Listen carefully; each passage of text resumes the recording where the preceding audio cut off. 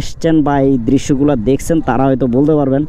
আমি তো এই প্রথমবার আসলাম, আমার কাছে এখন সবচেয়ে বেশি যেটা ভালো লাগতেছে সেটা হচ্ছে যে ওই যে আকাশে যে মেঘ জমছে। এবং সো গাইস, আমরা এখন এই যে নিউজিল্যান্ড পাড়ায় ঢুকতেছি। এটা হচ্ছে খাগড়াছড়ি বাজার থেকে সরাসরি সোজা এসে হাতের ঠিক ডান দিকে ঢুকলেই এটা এখান থেকেই শুরু নিউজিল্যান্ড পাড়া।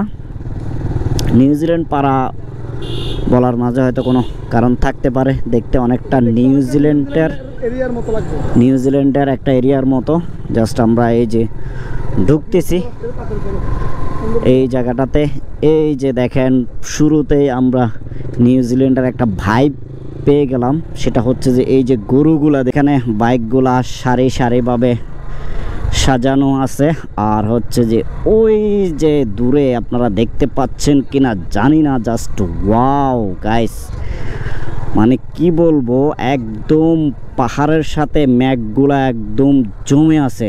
মনে হচ্ছে যে ওই পাহাড়টাতে গেলে আমি মেঘগুলা ধরতে পারবো।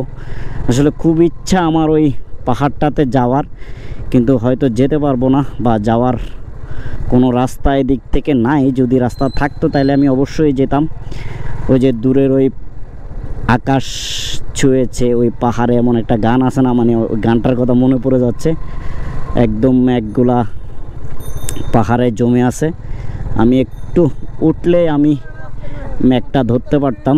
আমি খুব ইচ্ছে করতেছে আসলে ওখানে যাওয়ার। আর সামনে আমাদের বাকিরা আমার জন্য অপেক্ষা করতেছে।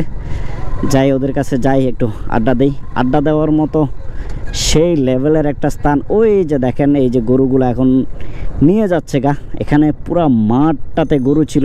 যখন গরুগুলা থাকে ভাই, পুরা নিউজিল্যান্ডের একটা ভাইব পাওয়া যায়, যেটা বলার বাইরে, মানে অসাধারণ লাগে। যারা এসছেন বা এই দৃশ্যগুলো দেখছেন তারা হয়তো বলতে পারবেন। আমি তো এই প্রথমবার আসলাম, আমার কাছে এখন সবচেয়ে বেশি যেটা ভালো লাগতেছে সেটা হচ্ছে যে ওই যে আকাশে যে মেঘ জমছে এবং মেঘগুলো একদম পাহাড়ের চূড়ায়, মনে হচ্ছে যে মানে পাহাড়ে উঠলেই মেঘগুলো ধরতে পারবো। এই বিষয়টা আমার কাছে জাস্ট অসাধারণ লাগতেছে।